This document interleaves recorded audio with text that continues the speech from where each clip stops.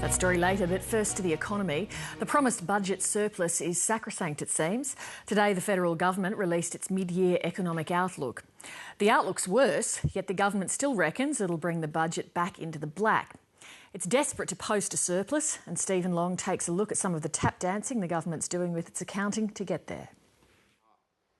Just remember that this thing isn't as black as it appears. The global outlook is black and bleak.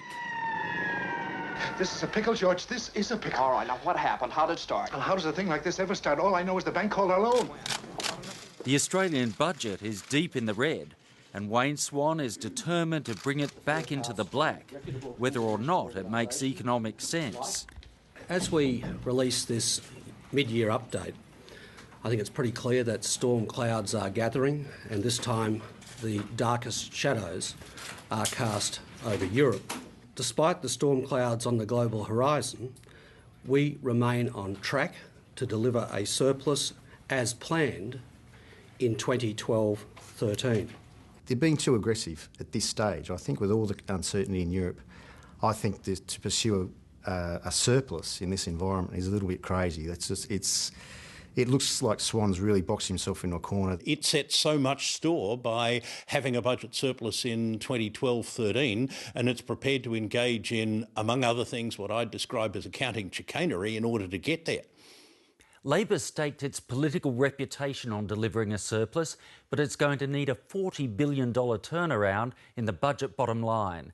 The deficit this year's blown out from $22 billion forecast in May to more than $37 billion. The government's blaming the fallout of the European debt crisis, but that's only part of the story. In the current year, there's been a pretty dramatic deterioration in the budget of around about $15 billion, but actually about a third of that comes because of government policy decisions which have actually made the government's bottom line worse.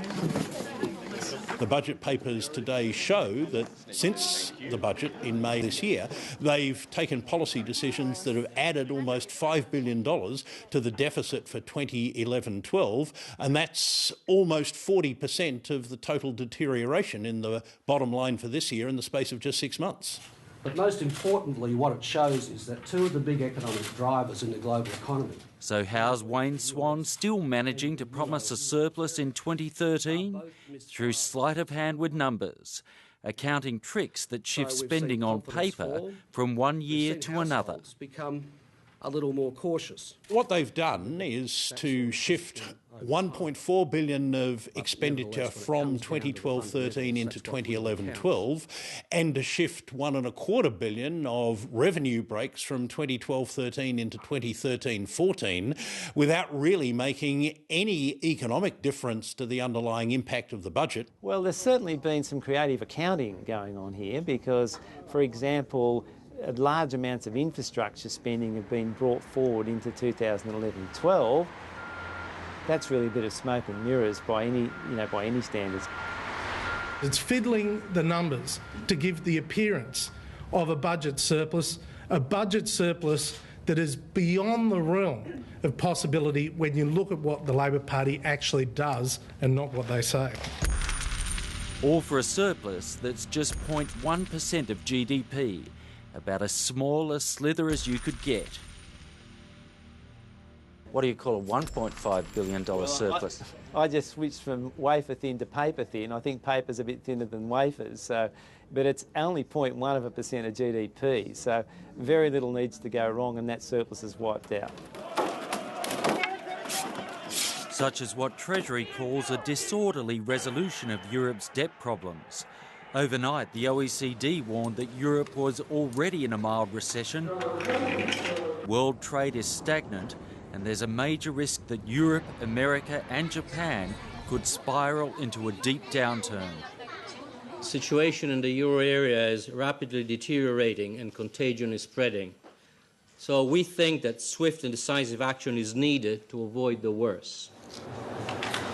Even assuming the worst doesn't happen overseas, Treasury has slashed its economic growth forecast for Australia from 4% next year to 3.25%, with a sharp rise in joblessness. That basically assumes that the global economy doesn't have a recession. Our fear at the moment is that what's happening in Europe will result in a major recession in Europe, and that in turn will slow down Asia and China. That would mean substantially weaker growth than 3.25% for Australia. And the big downside risk is, of course, the unravelling of the European debt situation. If that unravels, the financial markets will tighten up, trade flows will stop, and if the trade flows stop, the same situation occurs as 2008, then we're facing a recession-type crisis. Then we really need plan A, B and C. They really need a few plans for all contingencies in this. Perhaps plan D for deficit, with another round of fiscal stimulus and dumping the hallowed surplus, might be the route Wayne Swan is forced to take.